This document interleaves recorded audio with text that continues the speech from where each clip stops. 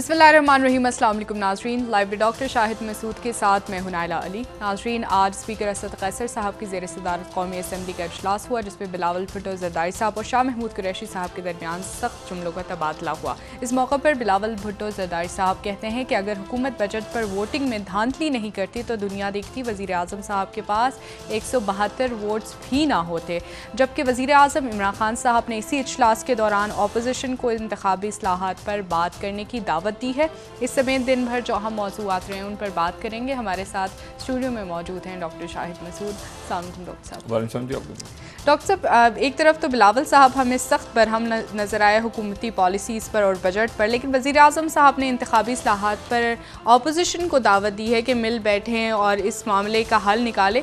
क्या सियासी हिकमत अमली में वज़ीर आज़म साहब की नरमी नज़र आ रही है आपको? नहीं, मेरा ख्याल है कि जो उनकी स्पीच थी, बजट सेशन तो ख़त्म हुआ असम्बली का और गैर मुअय्यना मुद्दत के लिए कौमी असम्बली का इजलास मुलतवी हो गया। बजट अप्रूव हो गया, बजट ने अप्रूव होना था।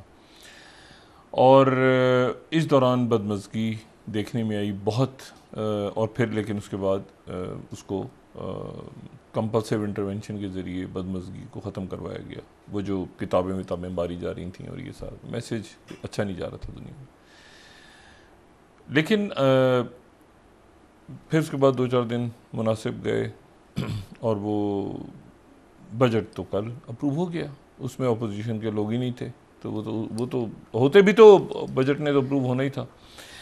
इशू है ये नहीं, इशू ये कि जो वज़ीर आज़म साहब की स्पीच को पहले ले लेते हैं, उनकी एक कहते हैं ना कि बहुत सारे एंगल्स उन्होंने इस स्पीच में कवर किया। इम्पॉर्टेंट स्पीच थी, क्योंकि ये स्पीच जो है ये कोई आप समझें कि कोई उन्होंने मीडिया से इंटरेक्शन करते हुए या नहीं, उन्होंने ये ईवान पे की। तो पार्लियामेंट में जो बात करती हैं उसकी एक अलग हैसियत होती है, फ्लोर ऑफ द पार्लियामेंट पे जो आपकी स्पीच होती है।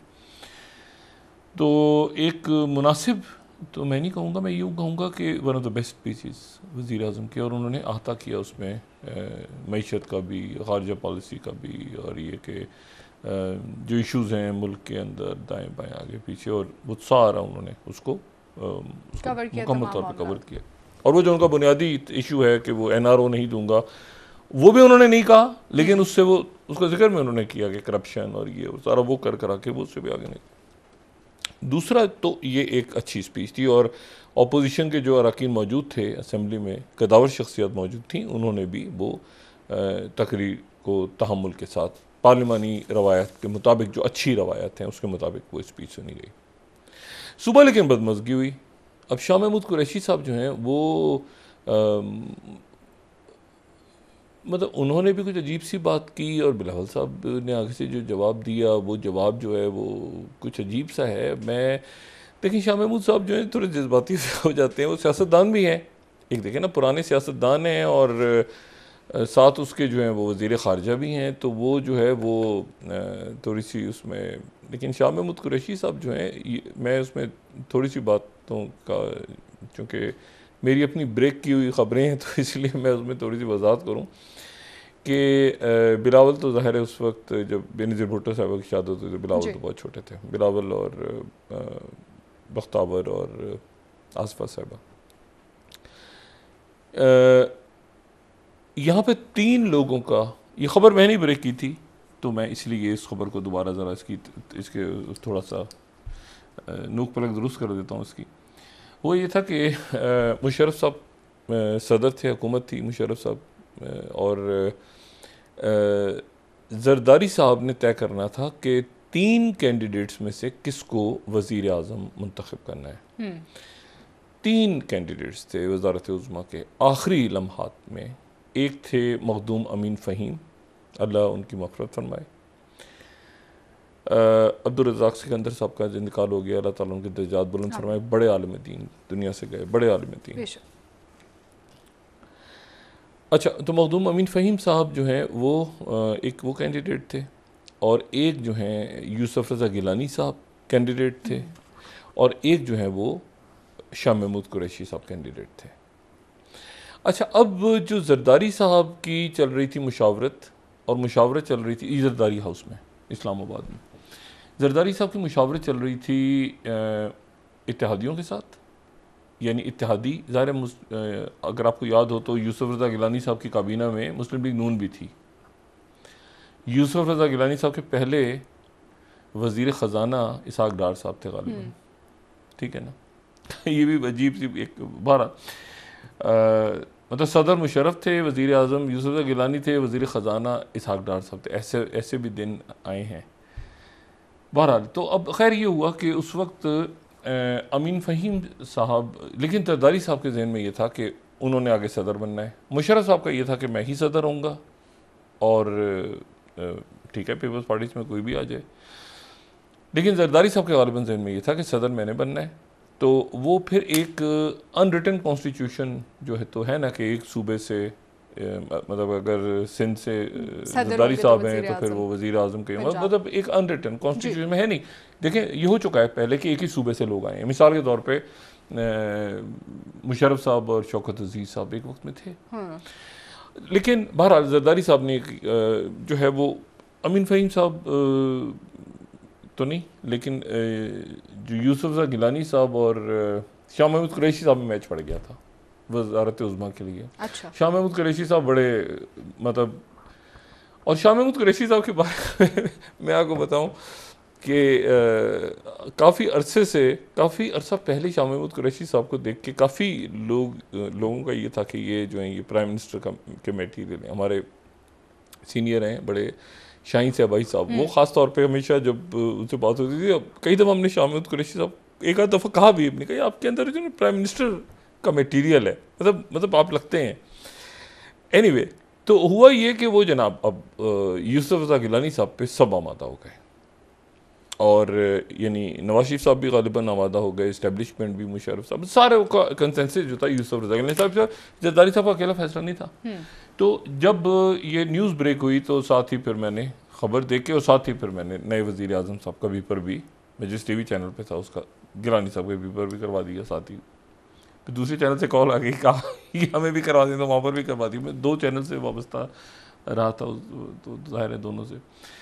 तो लेकिन उसके बाद फिर ये हुआ, यहाँ तक तो बात ठीक है। फिर शाह महमूद कुरैशी साहब जो हैं वो वज़ीर ख़ारजा बन गए, और वज़ीर ख़ारजा बन के, लेकिन शाह महमूद कुरैशी साहब वज़ीर ख़ारजा तो बने, लेकिन वज़ीर ख़ारजा ऊपर जो है ना वो डोमिनेट बहरहाल जरदारी साहब कर रहे थे। जरदारी साहब जो फॉरेन पॉलिसी में और हर जगह पे जरदारी साहब की पावरफुल पर्सनैलिटी थी, गिलानी साहब की भी इतनी नहीं थी, ठीक है ना। मतलब गिलानी साहब भी थे वज़ीर आज़म और पावरफुल वज़ीर आज़म थे, लेकिन जो फॉरेन पॉलिसी में ज़्यादा बाहर इंटरेक्ट करना, दौरे इधर उधर, उस जरदारी साहब के अपने हाथ में था मामला। प्रेसिडेंट ओबामा के साथ मीटिंग हो या चाइना के साथ हो मामला, या सऊदी अरेबिया ईरान के साथ, तो जरदारी साहब, गिलानी साहब भी करते थे जरदारी साहब, लेकिन ज़्यादा करते थे। तो शाह महमूद कुरैशी साहब के पास स्पेस कम थी।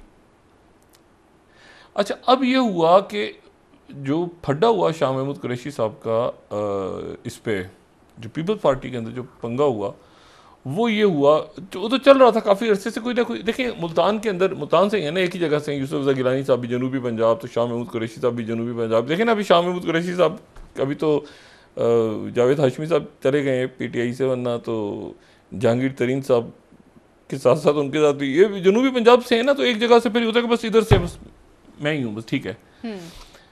तो मतलब पहले जावेद हाशमी साहब को तो अपने मिल के भेजा, फिर वो जहांगीर तरीन साहब को तो अपने धक्का लगाया, फिर वो जनूबी पंजाब एक जगह पे, हाँ वो बाकी बुज़दार साहब खैर है। अच्छा, अब मसला ये हुआ कि जगह पंगा किस बात पे हुआ, पंगा ये हुआ शाह महमूद कुरैशी साहब की बड़ा ज़बरदस्त पीपल्स पार्टी में दोस्तियाँ उस वक्त भी हैं और आज भी हैं। वो ज़ाहिर है एक रवायती सियासतदान पुराने बड़े मंजे हुए, तो उनका बड़ा पूरा ग्रुप बड़े इनको पसंद करने वाले, और गिलानी साहब भी पसंद करते थे इनको, गिलानी साहब भी पसंद करते थे, लेकिन थोड़ी सी वो होती है ना राइवलरी सी अंदर होती है कि जी जनूबी पंजाब वो, लेकिन ऐसा मेरा नहीं ख्याल कि हुआ कि जरदारी उन्होंने कहीं जाके कहा कि मैं वज़ीर आज़म हूँ, तो ये मुमकिन ही नहीं है। जरदारी साहब बैठे हैं ऊपर, असल तो जरदारी साहब है ना, तो जरदारी साहब के होते हुए गिलानी साहब के होते हुए जाके वो बाहर कहें, तो ये नहीं। लेकिन हुआ ये कि जब ये हुआ ना रेमंड डेविस वाला मामला, उसके ऊपर यूसुफ रज़ा गिलानी साहब ने इस्तीफ़ा दे दिया कि रेमंड डेविस बाहर नहीं जाएगा, रेमंड डेविस बाहर चले गए। अच्छा बाहर चले गए तो अजीब सा हो गया मामला, तो जरदारी साहब ने कहा वापस आ जाओ। उस वक्त तक ये था कि एक बहुत मुनासिब खातून, बहुत मुनासिब, हिना रब्बानी खर साहिबा, बड़ी ज़बरदस्त तौर पे वो आके वजारत खारजा उनके लिए गालिबन डिसाइड हो गई थी। तो उस वक्त गालिबन कोई पोर्टफोलियो वगैरह का मसला हुआ, तो वो एक कुर्सी खाली पड़ी रह गई, उस पर नाम लिखा हुआ था, शाह महमूद कुरैशी साहब नहीं गए। लेकिन ये है कि ये अब बातें पुरानी हैं। अब मसला ये है कि अब यहाँ पर आज जो बदमज़गी हुई उसके नतीजे में जो है वो शाह महमूद कुरैशी साहब भी शायद थोड़े से जज्बाती हुए। यहाँ पर तो जो बिलावल साहब ने कहा ना कि ये अपनी लॉबी कर रहा था, अच्छा वो अलग बात है, लेकिन ये एक -1 फार्मूला चला था पिछले दिन। हम तो ऑन एयर कहते रहे ना, ये इमरान के असेंबली इन हाउस चेंज, और ये तो बिल्कुल ये था, और वो इमरान खान साहब ने उसको रिजेक्ट कर दिया था। बाकी इमरान खान साहब ने खुद खड़े होकर कहा था, बहुत सारे उम्मीदवार थे मुतबादिल किसको लाओगे यहाँ से, ठीक है ना, तो वो तो ख़त्म हो गया था, लेकिन एक वक्त में चला था, आज से कुछ साल पहले ये फार्मूला चला था, और ये खान साहब की नॉलेज में है। ऐसा नहीं खान साहब की नॉलेज में नहीं है, खान साहब की नॉलेज में ये बात है। सही सही। अच्छा, तो ये होता रहता है, लेकिन ना मतलब है कि कोई तो, लेकिन बहरहाल एक बदमज़गी ख़त्म हुई, और अब देखते हैं कि कल सिक्योरिटी के ऊपर ब्रीफिंग जो है वो हो रही है कि नहीं, उसका फाइनल अभी हमारे पास इतला आएगी कि वो सिक्योरिटी कल उससे बात करेंगे कि जो अस्करी आला अस्करी शख्सियात हैं वो क्या ब्रीफिंग देती हैं मुख्तलिफ रहनुमाओं को। सही, ठीक है। अच्छा, तो स्पीच इमरान खान साहब की तकरीर के अंदर उन्होंने तमाम पहलुओं का अहाता किया। ये बदमज़गी होनी नहीं चाहिए थी दरमियान में। शाह महमूद कुरैशी साहब और बिलावल साहब भी मेरे ख्याल से ठीक कर लें कि ऐसे ही हुआ, ठीक है। बेनज़ीर भुट्टो साहबा के बहुत करीब रहे हैं शाह महमूद कुरैशी साहब भी, और बिलावल के भी बड़े करीब रहे हैं। बस वो बाज़ दफ़ा होता है ना सियासत में, वो अजीब सी सूरत हाल हो जाए, बदमज़गी। अच्छा, बहरहाल अब इसमें जो इशू है ना, वो इशू है कि अब जनाब बजट तो हो गया, अब क्या, व्हाट नेक्स्ट। अब खेल शुरू हो रहा है, असल खेल अब शुरू हो रहा है, और वो खेल ये है कि जो ग्रेटर गेम होते है ना, ग्रेटर गेम 2 कह लें या 3 कह लें उसको, या जो भी कह लें, ग्रेटर गेम बड़ा खेल वो अब शुरू हो रहा है, और वो शुरू हो रहा है ख़ित्ते के अंदर, और वो पाकिस्तान में, और ताकतें और दाएं बाएं आगे पीछे, बहरान, दबाव, क़यादतें, हुकूमतें, किसको क्या, कौन क्या बात कर रहा है, बिल्कुल जो रुथलेस खेल शुरू हो रहा है, बेरहम खेल। दूसरी बड़ी फ़ौज अफ़गानिस्तान में जो 9/11 के बाद आई, अमेरिका तो सबसे ज़्यादा फ़ौज अमेरिका की थी, लेकिन उसके बाद थी जर्मनी की फ़ौज। जर्मनी की फ़ौज ने आज अफ़गानिस्तान खाली कर दिया, और जर्मनी की फ़ौज जो थी वो ज़्यादा मौजूद थी शुमाल में, मज़ार शरीफ के इलाके में। अच्छा, जर्मनी और अफ़गानिस्तान का ताल्लुक बड़ा तारीख़ी है, बड़ा तारीख़ी ताल्लुक है, और वो जर्मनी और अफ़गानिस्तान का ताल्लुक इस तरह से है कि निदर मेयर एक साहब थे, और एक थापते हैंगटिंग। अब ये बिल्कुल पुरानी सी तारीख उठा के, मैं थोड़ा सा कह के मैं निकल जाऊँगा। ये जब यहाँ पे बरतानवी राज था, ये बड़े सगीर में, तो जनाब क्या हुआ कि वहाँ पर पहली जंग अजीम के वो आ गया, रूस का इनकलाब आ गया, पहली जंग अजीम, ठीक है ना, पहली जंग अजीम। बीच में जनाब इनकलाब आया, तो ये बीच में दरमियान में अफ़गानिस्तान बफर बना हुआ था, बफर जोन बना हुआ था। तो जर्मनी और तुर्की ने ये प्लान किया, जर्मनी और तुर्की ने ये प्लान किया कि अफ़गानिस्तान के अंदर बैठ के बरतानिया के ख़िलाफ़ एक मोर्चा खोल दिया जाए। सही, ठीक है।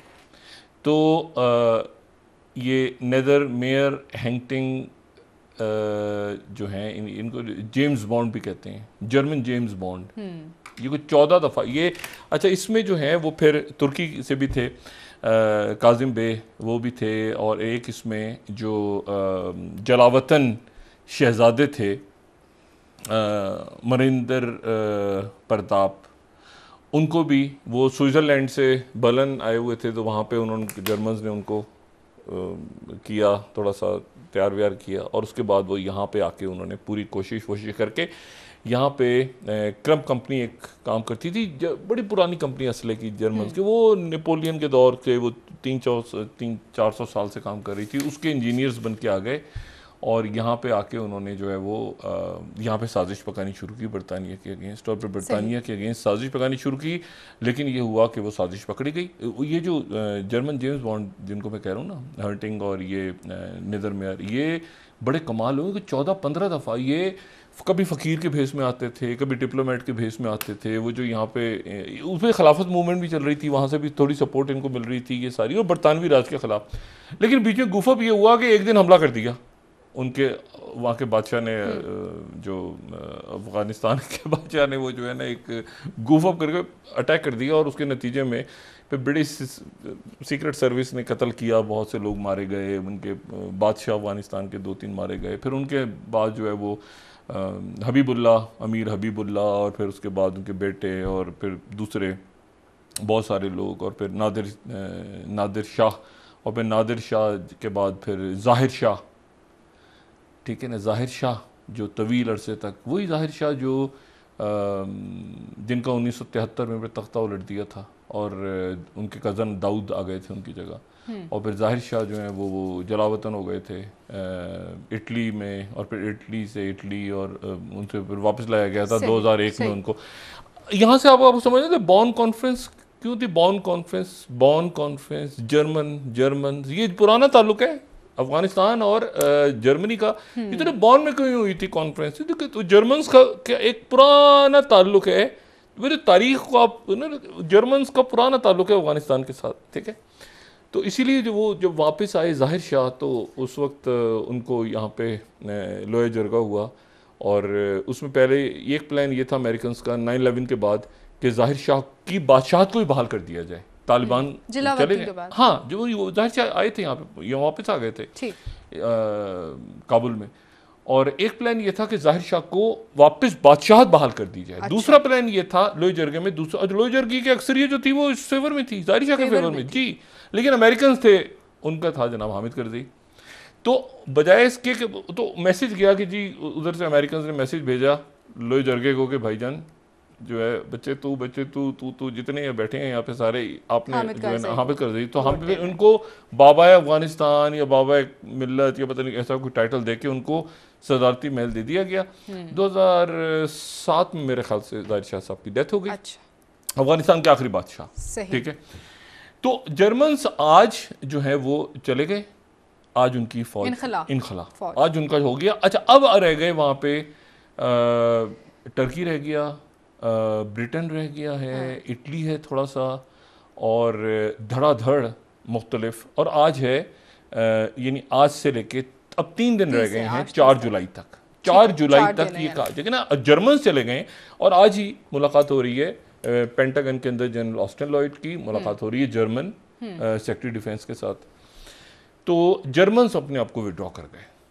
अच्छा, अब जनाब इशू ये है कि 3 दिन बाकी रह गए, और 3 दिनों के अंदर इंडिया ने अपने तमाम लोगों से कहा है कि वो अफ़गानिस्तान में जो ट्रैवल एडवाइजरी वो जारी की है। ज़ाहिर है कि कई मुल्कों ने जारी की है, इंडिया भी उनमें से एक है, और अफ़गानिस्तान के हालात जो हैं वो ख़राब होते जा रहे हैं। और जनरल स्कॉट मिलर ने जो कल बात की है, उन्होंने काबुल में उन्होंने कहा है कि अफ़गानिस्तान जो है वो एक सिविल वॉर की तरफ जा रहा है, और सिविल वॉर की तरफ जा रहा है, और सिविल वॉर एक खाना जंगी की तरफ जा रहा है, मुसल्लह हो रहे हैं मुख्तलिफ गिरोह।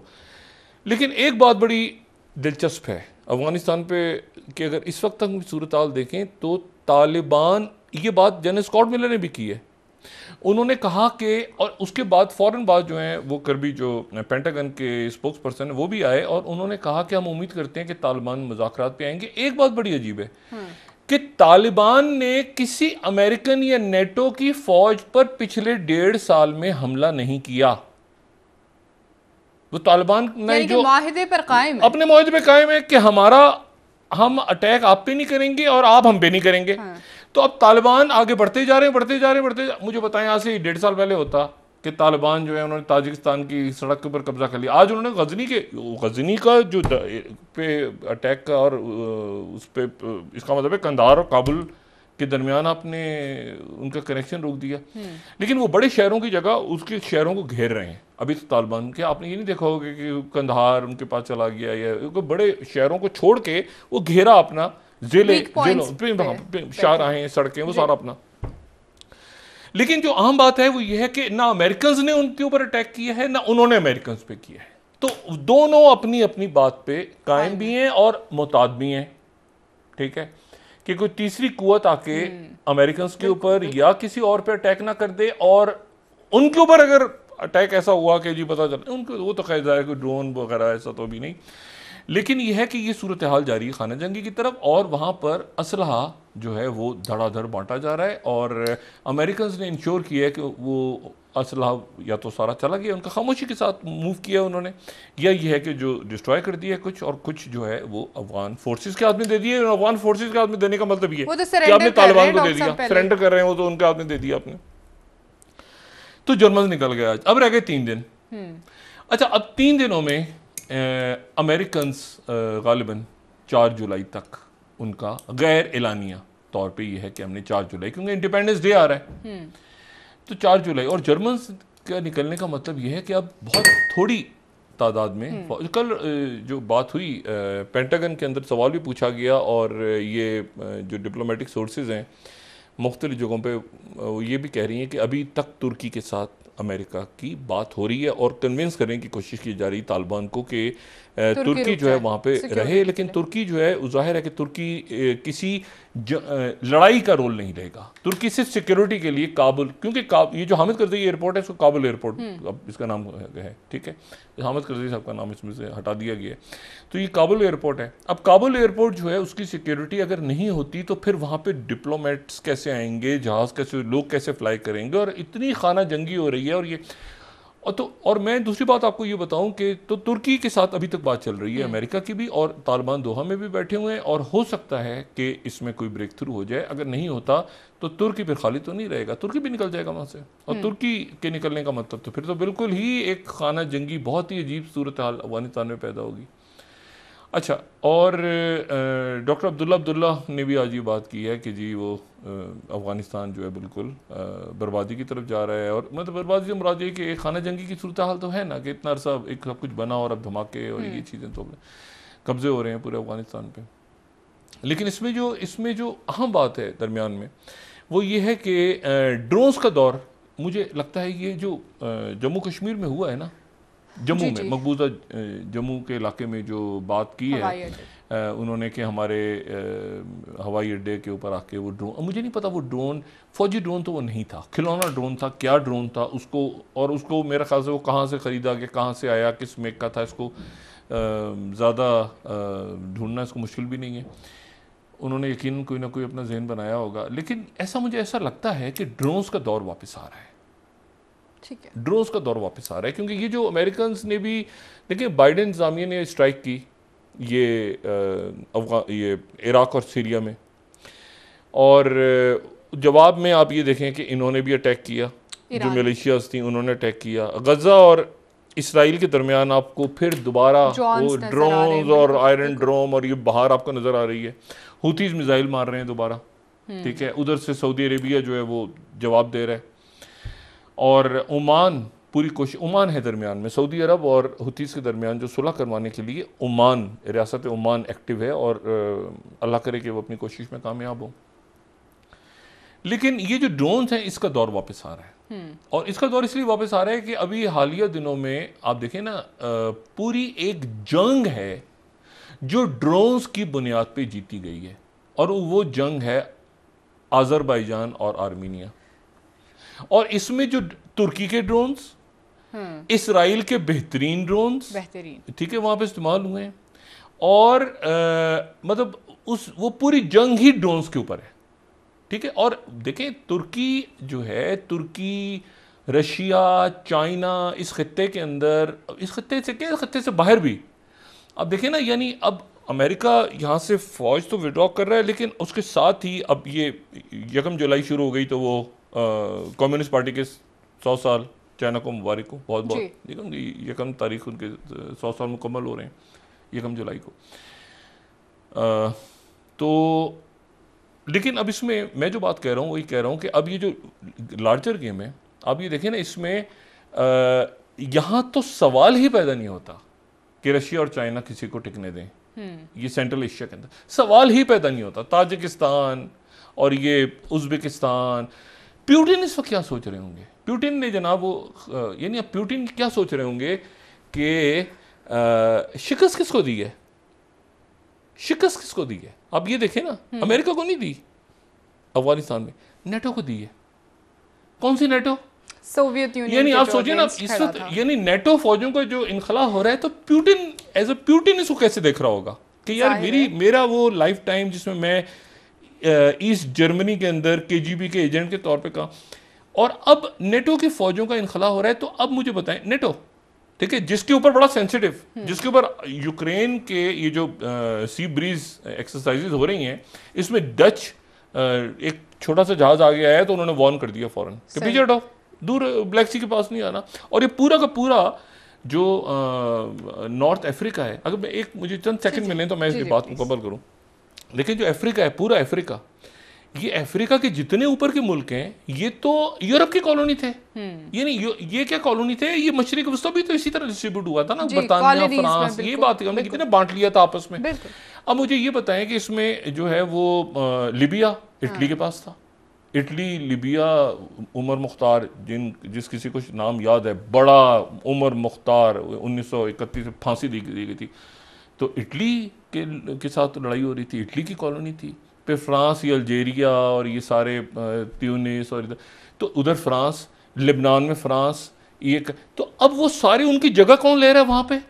उनकी जगह जनाब ये जो मुल्क हैं, सारे मुल्क देखे ना, मराकश के अंदर स्पेन आ गया था, ये अल्जेरिया, लीबिया के अंदर इटली आ गया था, ये उसके बाद मॉरिशस, ये सारा का सारा इलाका तो जो है वो फ्रांस और इटली और स्पेन के पास था। यहाँ के लोग आपको जबानें भी वो बोलते नजर आएंगे। अब मतलब यहाँ पर चाइना आके बैठ गया और रशिया बैठ गया आके, और उन्होंने बेसिस ले ली हैं, और सारे वो यहाँ पर एक्टिव हो गए, और इसी तरह से वो सेंट्रल एशिया में एक्टिव हो गए।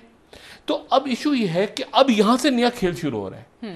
पाकिस्तान अपने बॉर्डर पाकिस्तान ने बंद किए। पाकिस्तान की पूरी कोशिश है कि एक तो वो जो कल देखते हैं कि नेशनल तो पाकिस्तान, इमरान खान साहब ने आज एक जुमला अच्छा कहा कि हम अमन में आपके इत्तेहादी हैं, अमेरिका का साथ देंगे, जंग में साथ जंग में इत्तेहादी नहीं है, अमन में इत्तेहादी है। और ये हुआ भी अब तक यही है कि अमन मुज़ाकरात ये बैठते ही ना आपस में सारे लोग, अगर पाकिस्तान का इसमें कलीदी किरदार ना होता। वज़ीर आज़म साहब कहते रहे कि मुज़ाकरात के जरिए हल नहीं, हल तो इसका मुज़ाकरात ही आखिर में। डॉक्टर साहब एक ब्रेक ले लेते हैं, वापस आके आपसे बात करेंगे। नाज़रीन एक ब्रेक हमारे साथ रहिए।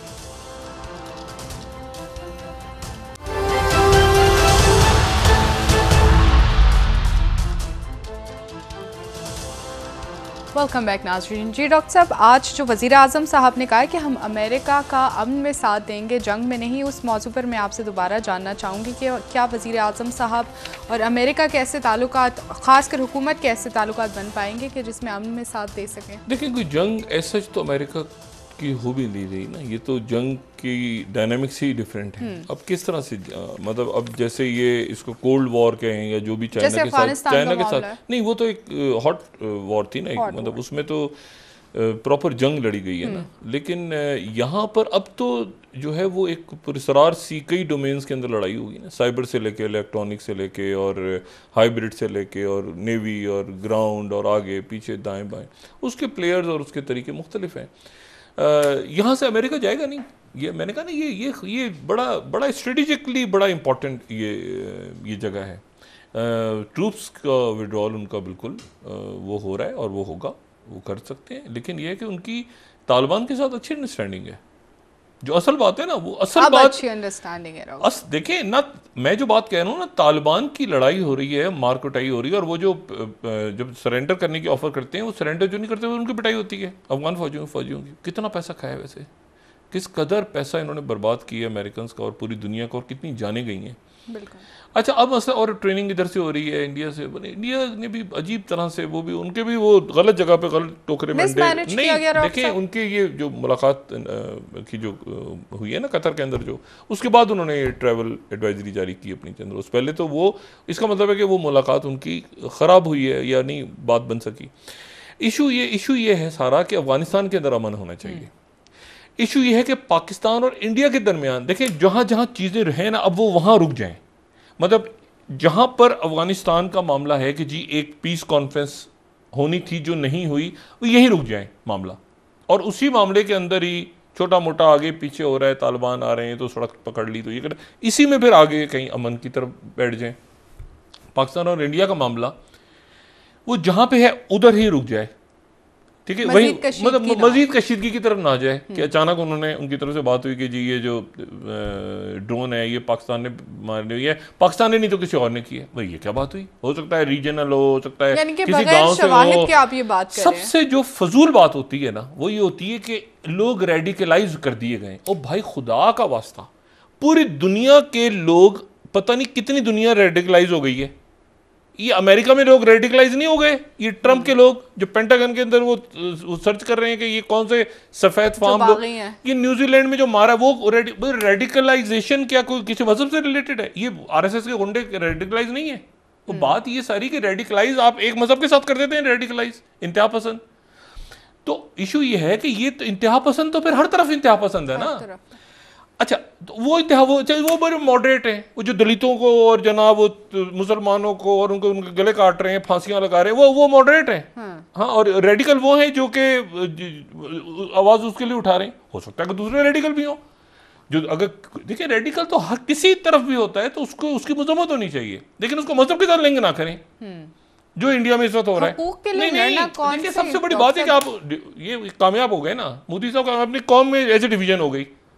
ठीक है कि मुसलमान तो होता ही रेडिकल है, तो बात की तो होते ही हैं, तो वो होते ही यही हैं। कश्मीर में तो यूं था तो यूं था, तो रेडिकलाइज हो गए लोग। अच्छा वो पुराने चले गए, तो पुराने दुनिया से सब नहीं जाना है। एक दिन सैयद अली गिलानी साहब दुनिया से नहीं जाना है, हमने भी जाना है। तो वो अली गिलानी के जाने के बाद क्या खत्म हो जाएगी वो मामला? जो नई नस्ल पैदा हो रही है, अगर आपने देखें वहां पर कोई वहां तरीका क्या था कि आप उनको बच्चों को बाहर उनको कहीं वो हिस्सा लेते हैं सियासी प्रोसेस में। अब पाकिस्तान को एक तरह के उनके हकूक तो देते हैं ना, इंटरनेट काट दिए, बंद पैलेटिंग करते हैं। वो भैया क्या पत्थर, ये वही पत्थर मार रहे हैं उसी तरह से जिस तरह फलस्तीनी बच्चे मारते थे। बिल्कुल, आप जरा 60 और 70 की और 50 की दिहाई देख लें तो ये स्टोन पेल्टिंग करते हैं। भाई खुदा का वास्ता, बच्चों को बांध के जीपों के साथ आपने बिल्कुल, क्योंकि उन्होंने उनके साथ आपका टाकरा लगा होता है तो वो खुद भी ठुस हुए और आपको भी ठुस किया इसराइल वालों ने, ये सिखा के कि ये करो स्टोन पेल्टिंग को फांसी लगा दो बच्चों को।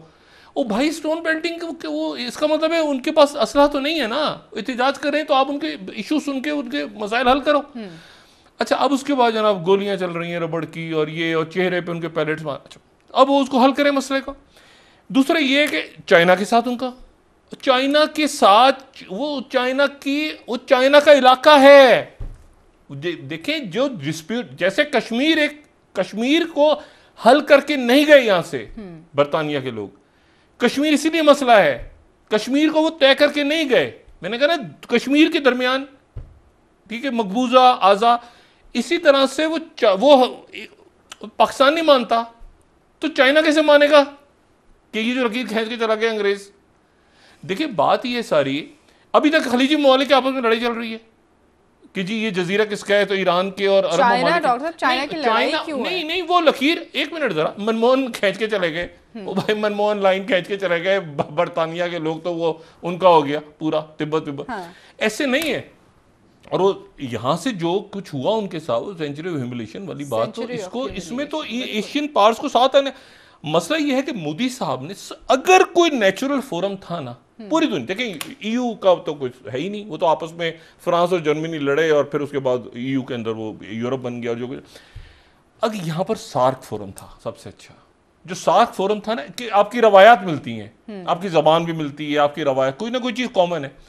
अब जनाब यहाँ से आप उठ के आप कह रहे हैं कि जी वो आके फ्रांस के चाइना के मुकाबले पे राफेल तैयारे होंगे। ओ भाई राफेल तैयार, फ्रांस जो है वो आवाज उठा रहा है कि पुतिन ईयू में बुलाया जाए। यह तो इनको पता ही नहीं है कि हो क्या रहा है दुनिया में। फ्रांस ने और जर्मनी ने तो आवाज उठाई है कि पुतिन को ईयू में लाया जाए बाइडेन की तरह। तो आप वो फ्रांस का वो जो राफेल तैयारे आप खरीद रहे हैं, वो जो राफेल सिस्टम जिसमें पैसा बनाया आपने सारा, वो चाइना के खिलाफ किस दुनिया में रहते हैं, क्या बात करते हैं? ये हमने S-400 ले ली है रशिया से, तो वो चाइना के खिलाफ यूज करेंगे।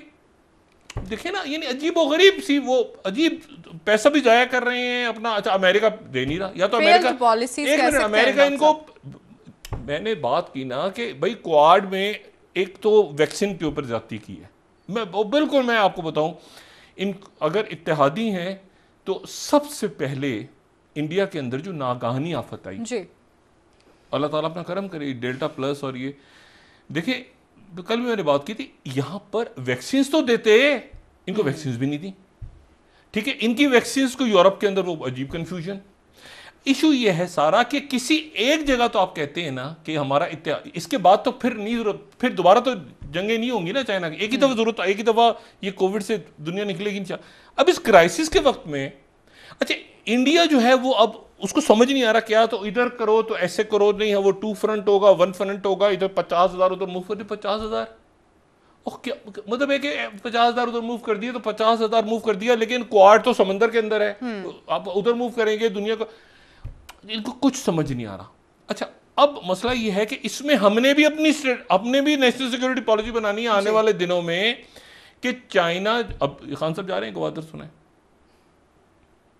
अल्लाह करे जाएं और एक आध दिन स्पेंड करें वहां जाके गवादर के अंदर, इनकी टीम के लोगों ने, खान साहब खुद तो नहीं, और ये ऑन रिकॉर्ड ये बात चूंकि हमारी इस्टेब्लिशमेंट और खान साहब की भी नॉलेज और ये डिस्कस हुई है बाकायदा एक जगहों पे कि इसको किस तरह बैलेंस, लेकिन वो ठीक है, वो खान साहब मेरे ख्याल से बैलेंस हो जाएगा, इतना कोई इशू नहीं है उनका। उन्होंने चाइना के 100 साल के ऊपर इंटरव्यू भी दिया है कम्युनिस्ट पार्टी के ऊपर, वो सारा, लेकिन ये कि ये तासुर उनकी पार्टी का, और चाइना के थोड़े से कंसर्न्स हैं कि कुछ अहम सीट्स के ऊपर कुछ ऐसी शख्सियात हैं जिनके पास शख्सियात से उनके तहफ़्फ़ुज़ात दूसरे मुल्कों के सिटीजन जो हैं उनको वापस आके सेंसिटिव जगहों पे बिठा दिया गया, उनके वोटों पे इशू नहीं होता, उनके सेंसिटिव जगहों पे बैठने में इशू होता है। जी बेहतर, डॉक्टर साहब मजीद बात करेंगे, नाज़रीन एक ब्रेक हमारे साथ, और वो हमारी एस्टेब्लिशमेंट के अंदर भी यही था जी, उनको भी बिठाया गया। सही हो गया, नाज़रीन एक ब्रेक।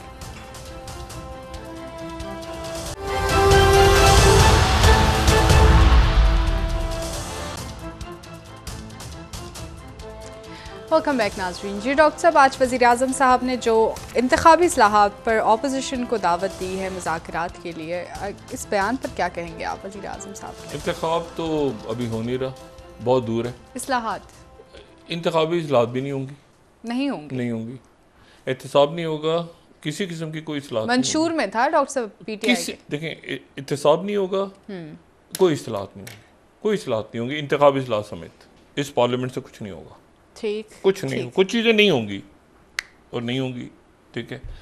और आगे क्या होना है, खित्ते के वाक़यात तय डॉक्टर साहब एहतसाब खित्ते के वाक़यात तय करेंगे ना। कल अस्करी क़यादत जो है वो ब्रीफिंग दे रही है, खित्ते के वाक़यात ऐसे हो गए ना, पड़ोस सिक्योरिटी कंसर्न, इंडिया के साथ क्या, इंडिया नाराज़ है, गुस्से में, उनको थोड़ा सा मोदी साहब को ठंडा वंडा करें, पानी वानी पिलाएं। उसकी वजह यह है कि एक साथ ही गड़बड़ हो गई बहुत सारी जगहों पर, Chabahar, Afghanistan, central Asia, Bangladesh, Nepal, China, America, मतलब एक साथ ही बहुत ही बड़ी कोई मैसिव किस्म की उन्होंने लॉन्ग टर्म आप बना के बैठते हैं, कोई अचानक ही गड़बड़ हो गई बहुत ज़्यादा।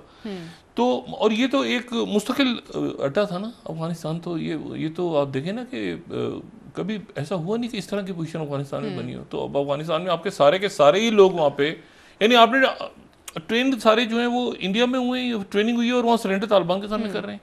तो अब लेकिन इसका इट डजंट मीन कि ये ख़त्म हो गया मसला, किसी ना किसी फॉर्म में बड़ी पावर्स यहाँ पर, ये नहीं है सिर्फ कि 9/11 के बाद जैसे हुआ था कि चाइना ने भी सपोर्ट किया था और इसको तो सबने सपोर्ट किया था अफगानिस्तान में जो नेटो और अमेरिका आए थे, लेकिन बात ये सारी कि अब बहुत सारे पावर प्लेयर्स हैं, इंडिया भी है, ईरान भी है, तुर्की भी है, रशिया भी है, चाइना भी है, सेंट्रल एशियन स्टेट्स भी सैंडविच बीच में बनी हुई हैं। अब इसमें से, और मैंने कहा ना जो सबसे अच्छा था वो ये था कि सार्क वाली चीज़ जो इमरान खान साहब ने कहा था कि दहशतगर्दी समय सब उस मामला वो फिर शुरू हो गए, वो अंदर अब वो रेडिकलाइज हो रहे हैं, ये हो रहा है, बहुत बड़ी तादाद में। आपको बताऊँ अभी एक मिस कर रहे हैं इंडियन, और मैं ये बात बहुत पहले कह रही हूँ, दोबारा कह रहा हूँ, मिस कर रहे हैं, ये अपनी उस पूरी साइड को मिस कर रहे हैं जहाँ से जो बांग्लादेश के साथ लगती है। हाँ। ये पूरी उन सारी रियासतों को मिस कर रहे हैं जो आसाम से शुरू करें आप, और जहाँ पे जो बांग्लादेश के साथ हाँ।